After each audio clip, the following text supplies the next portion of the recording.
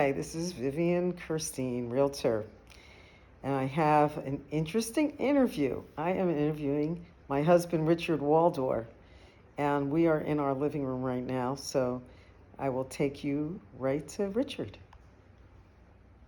Oh, there you are. How you doing, Rich? Well, good afternoon. So, Rich is sitting on our couch. Right above the couch is the painting that I did, Chambord, that I have written a little blog about relating to the movie Tar, which we just saw last night.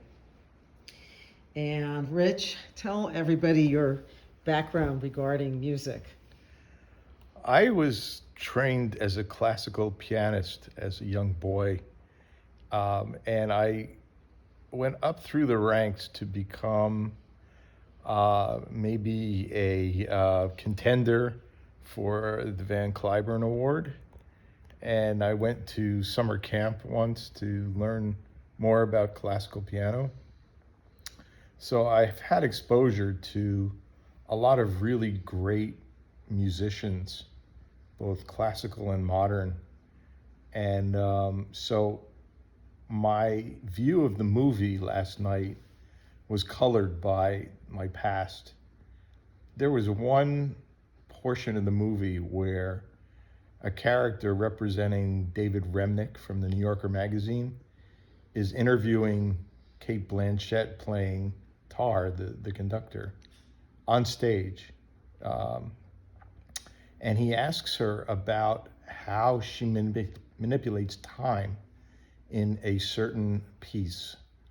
Um, and the way she describes how the composer had also incorporated breaks in time and slowing a piece down and then coming full force at the listener was really fascinating and something that I guess I never knew about music was how music can manipulate time. Very good. Thanks for that. So, I think you read what I wrote about Chambord, the Chateau Chambord. And it's so strange to make a leap from that movie for me to this painting.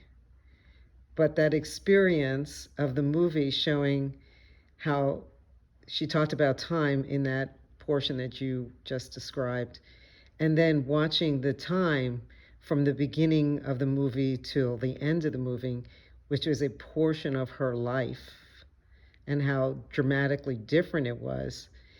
It made me think about my experience with painting this painting, then going back to the subject matter and how different it was in my mind, how everything changed so dramatically. Like in the movie, her whole life changed dramatically. Started thinking about how the environment also replicated some of the things that were going on in her life. And what did you think about that, or did you even think about that?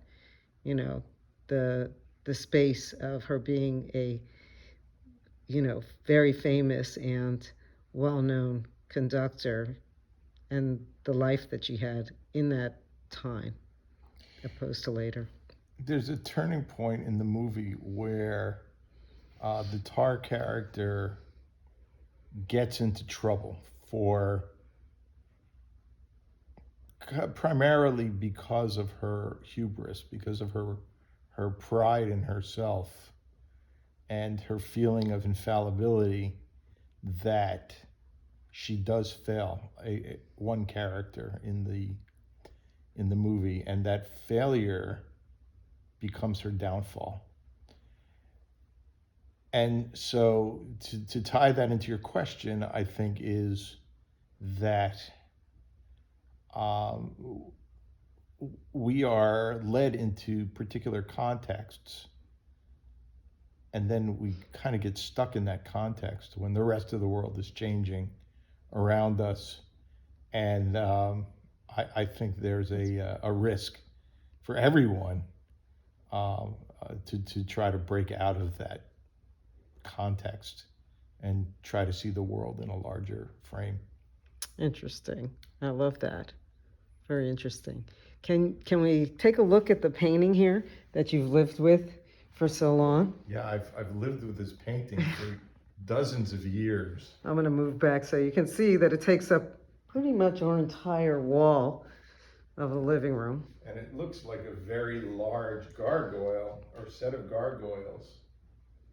And yet, when we were touring the Chateau of France and came upon Chateau Chambord, we actually, after a long time searching for it, found these two gargoyles, which were about this tall. For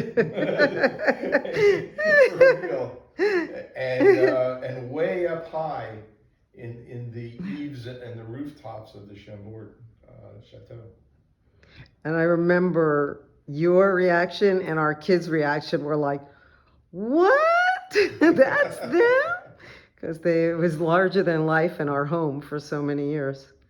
So with that, I'm just going to sign off here. Again, this is Vivian Kirstein, Realtor. I'm in the middle of building a property in Davenport right now. And I hope that I can make an environment that somebody's going to end up living in and loving and feeling great about themselves. So, bye now.